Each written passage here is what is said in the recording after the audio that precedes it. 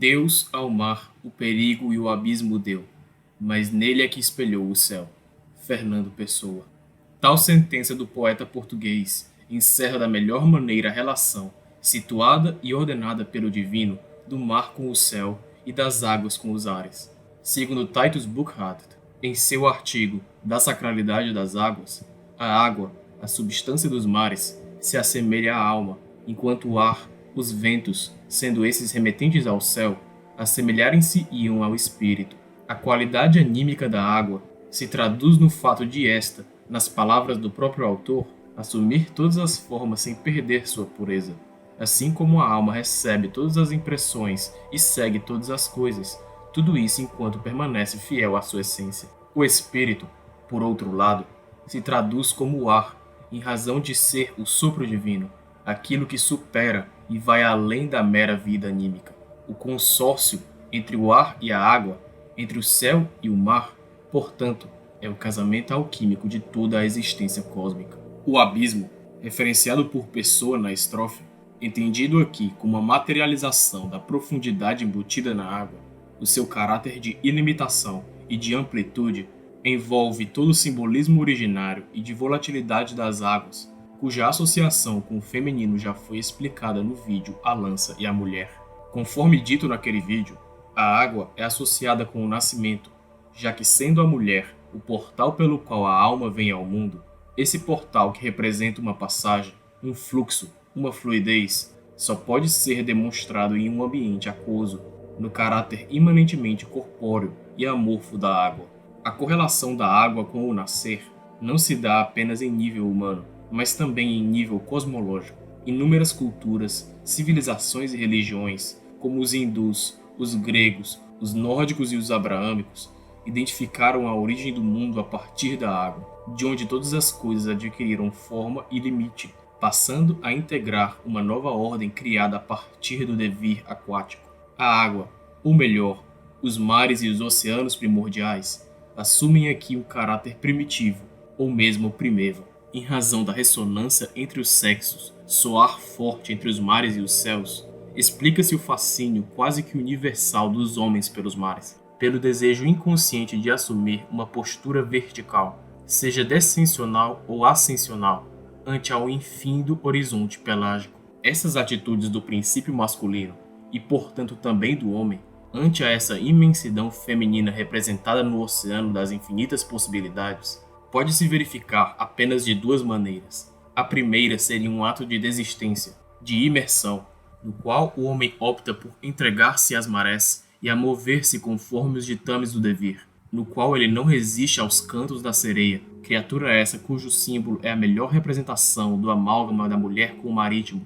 atirando-se deliberadamente para a morte ao mar, consentindo com o seu próprio afogamento e apagando-se no processo. Já a segunda seria o emprego de uma superação desse estado, representado inclusive em sua primeira forma como o próprio nascimento. As diversas tradições nos entregaram visões diferentes dessa mesma maravilha. O trono de lótus do Buda, libertando-se de uma existência passiva acima das águas da alma, e o nascimento de Afrodite, acima de uma concha de vieira, a partir do titã oceano, representando a ascensão da alma até o divino intelecto. Tanto a lótus quanto a concha, que simbolizam claramente assentos os quais possuem clara adjetivação régia por sua associação com tronos, os assentos da realeza, são ao mesmo tempo frutos do material, que uma vez sendo manobrados, permitem a condução acima do fluido antes do retorno à origem. Não apenas com a superação passiva do nascer, mas também com uma superação ativa, encontra-se nessa mesma segunda atitude o emprego da Chaoskampf, da luta contra o caos, do rito de recriação da ordem. Com o fito de engajar-se nessa labuta, aquele que a emprega tende a adquirir o poder de respirar debaixo d'água ou de andar sobre ela, ou seja, de não ser afetado pela corrente do devir. Poderes esses adquiridos apenas quando se segue uma via essencialmente iniciática. E essa via, portanto, é representada aqui no navegar, no controle e no direcionamento sobre o manal. Assim diz Júlio Zévola em seu artigo O Navegar como Símbolo Heróico. Abre aspas. O navegar, e em particular o atravessar as águas tempestuosas, tem sido tradicionalmente exaltado ao valor de símbolo, enquanto nas águas, como águas do oceano ou águas correntes, figuraram sempre como um elemento instável, contingente da vida terrena, da vida sujeita à decadência, ao nascimento e à morte. E foi, além disso, e mais particularmente representado o elemento passional e irracional que altera essa mesma vida. Se a terra firme, sob um primeiro aspecto, se vale como sinônimo de mediocridade, de existência pávida e pequena, pousada sobre certezas e sustento, cuja estabilidade é completamente ilusória, o abandonar a terra firme, o voltar-se para o vasto, o afrontar intrepidamente a corrente ou o alto mar, portanto, o navegar, surge espontaneamente como o ato épico por excelência, não apenas em sentido imediato, mas também no sentido espiritual. O navegador se apresentou, então, como sinônimo de herói e de iniciado, como sinônimo daquele que, abandonando o simples viver, deseja ardentemente o mais que viver, no sentido de um estado superior à decadência e à paixão. Fecha aspas. A máxima de Pompeu Magno, viver não é preciso, navegar é preciso, dessa forma, é ressignificada na língua de Camões, não com o pragmatismo característico dos romanos, desejosos de uma apolínea certeza harmônica, mas com a necessidade do abandono da vida certa e estática pelo precisar do navegar. O ingressar em uma embarcação é permeado por um telos, a chegada na outra margem, na ilha, onde é materializado tanto o desejo pelo intuir do desconhecido, quanto pelo conhecimento do inexplorado, ambas metáforas para o desvelamento do ser. A aventura, pouco importando se ela se dá por meio do nado ou pela navegação mesma, significa a virtude e a razão mesma do termo pontifex, a ponte, a prestação da função de ser o limiar entre os mundos, o ministro do próprio rito de passagem. A chegada na terra firme, dessa forma, é a reconquista da paz e da firmeza interior, a coroa de louros para o navegador que não foi agarrado às profundezas pelas ondas.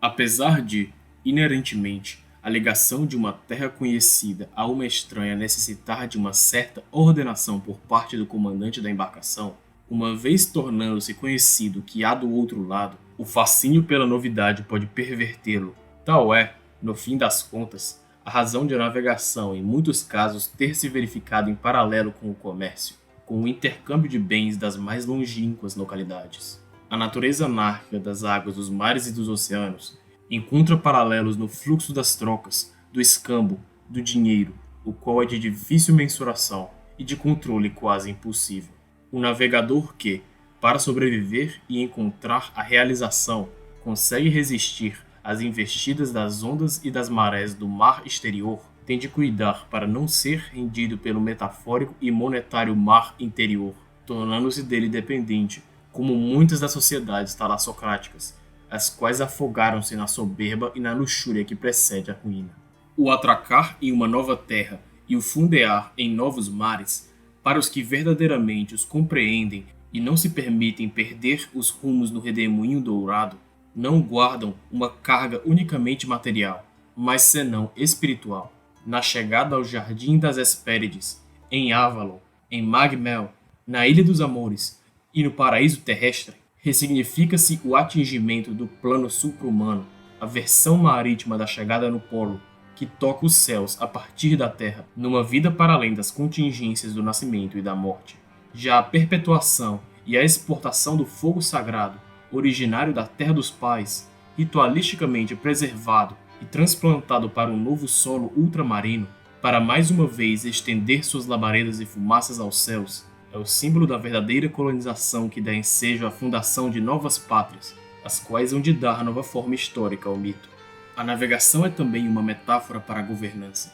não sendo coincidência o fato de que aqueles que conduzem as embarcações sejam intitulados de comandantes ou de governantes. O capitanear de uma nau demanda um grande conhecimento e segurança daquele que a emprega, ao qual cabe o governo dos recursos, da tripulação, da destinação, da logística, o que por si só consiste no estabelecimento de uma hierarquia sobre a nau, sendo essa mesma um espaço discriminado cuja técnica permite a projeção ante a natureza, não só por se proteger das investidas das ondas, como também pelas velas capturando as forças dos ventos e pelos remos alterando a calmaria dos mares de leite. O exercício do poder naval sempre se dá por meio da extensão do domínio, permitindo a proeminência humana conforme avançam o cortar do líquido pelos cascos e as largas visões a partir dos cestos das gáveas. Se o mar se assemelha a um juiz, que imparcialmente julga uns navegadores com parcimônia e a outros com impiedade, o talassocrata tem em si a imagem do legislador,